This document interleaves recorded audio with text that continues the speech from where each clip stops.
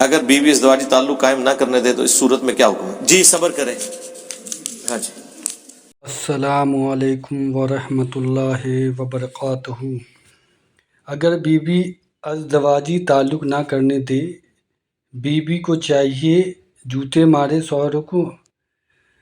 اس بات پر انجینئر محمد علی مرزا نے بہت ساری باتیں بتائی ہیں، اور ان کا یہ بھی کہنا ہے کہ آپ کے جو ماں باپ ہوتے ہیں ان کی خدمت کے لیے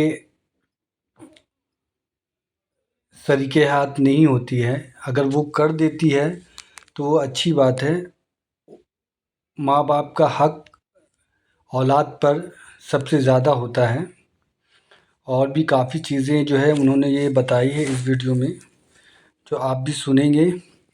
اور ہر ماں باپ کو اپنے اولاد سے محبت کرنے کی توفیق عطا فرمانی چاہیے. اللہ ہم سب کو اپنے ماں باپ کی خدمت اور ان کو ہر سکھ جو خوشی ان کو چاہیے، جو اللہ نے آپ کو دیا ہے اس کے دائرے میں وہ آپ دیں.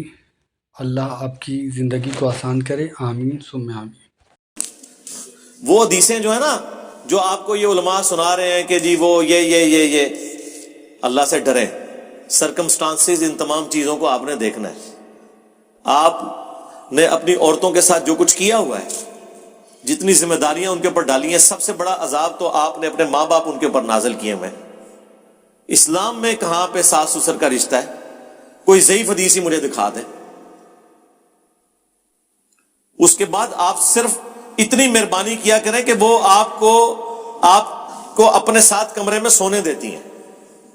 جس عذاب کے اندر آپ نے ان کو مبتلا کیا ہوا ہے، نندوں کے عذاب کے اندر، ساس سسر کے عذاب کے اندر. میرے بھائی، لوگ مجھے کہتے ہیں جی آپ اس کے اوپر کوئی ویڈیو، کہاں سے ویڈیو ریکارڈ کراؤں؟ کوئی ضعیف روایت بھی موجود نہیں ہے، نہ کوئی آیت ہے ساس سسر کے رشتے کے اوپر. ماں باپ کا ذکر ہے جہاں پہ بھی ہے، تو وہ ماں باپ تو آپ کے ہیں نا، آپ کی بیوی کے تو نہیں ہے. اس نے اپنے ماں باپ کی خدمت کرنی ہے، آپ کے ماں باپ کی تو نہیں کرنی.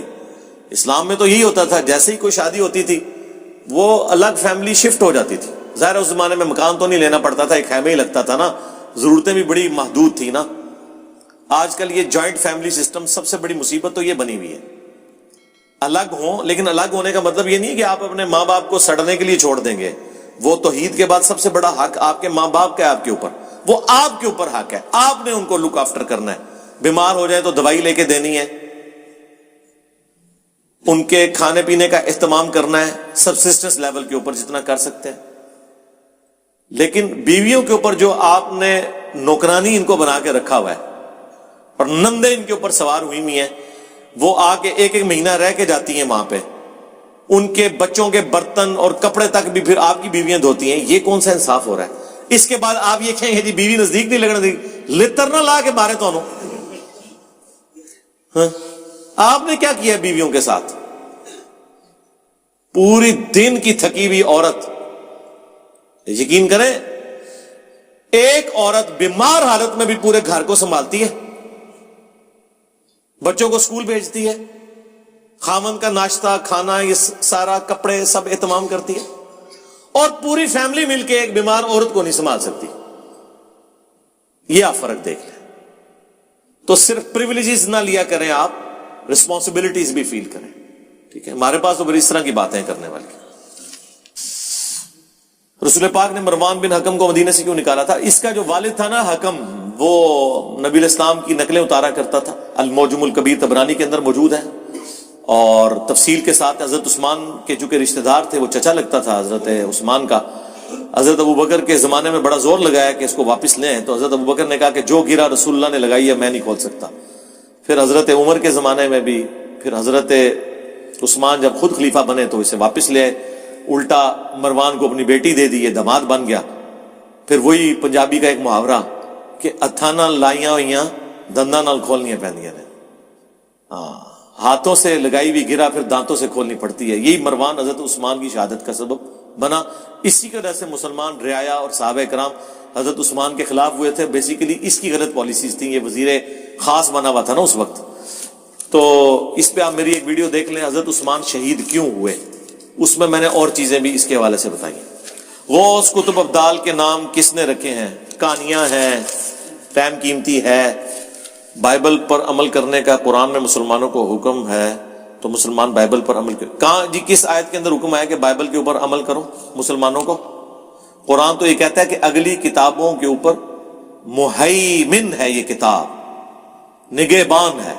قرآن تو کہتا ہے اگلی کتابیں ٹیمپر ہوئی ہیں سوائے ان باتوں کے جو قرآن کے مطابق ہیں۔ اچھا، باقی وہ کہہ رہے ہیں جی اس میں سورۃ البقرہ کی آیت نمبر 136 میں حکم ہوا ہے۔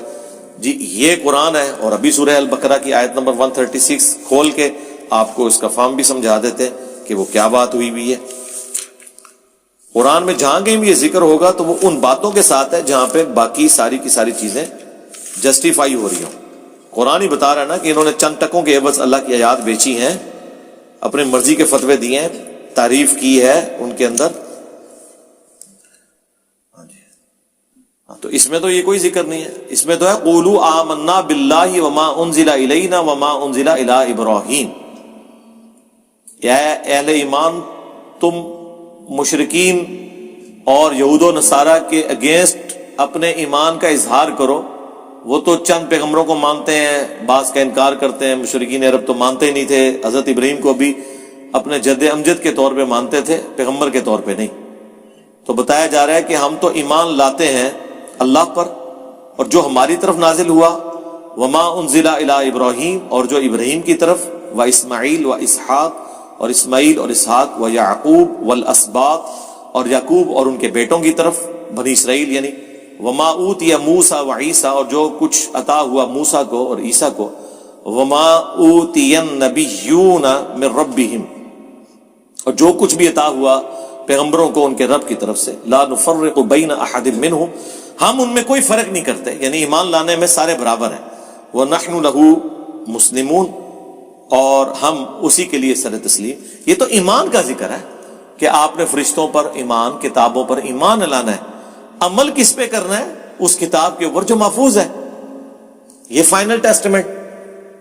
ویسے توحید کے اعتبار سے تو تورات بھی محفوظ ہے آج تک، ایک ان ایمبیگوس کوئی سٹیٹمنٹ ایسی نہیں ہے جو شرک کی طرف مائل کرتی ہو تورات اور انجیل کے اندر، لیکن باقی تبدیلیاں اس میں تو کتنی گستاخانہ چیزیں آج موجود ہیں جو اللہ کی کتاب میں ہو ہی نہیں سکتی۔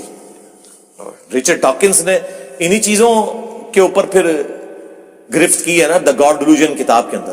قرآن پہ تو کوئی اس نے گرفت نہیں کی، قرآن کا ذکر تک نہیں اس نے کیا۔ اس نے تو اپنی جو عیسائیت کے فرسودہ خیالات ہیں انہی کی بنیاد کے اوپر ڈینائل آف گاڈ کیا۔ تو یہ ایمان لانے کا ذکر ہے، ایمان لاتے ہیں، عمل کرنا ہے اس کے اوپر جو قرآن کے مطابق ہے، جو قرآن کے مطابق نہیں ہے اس پہ عمل نہیں کرنا۔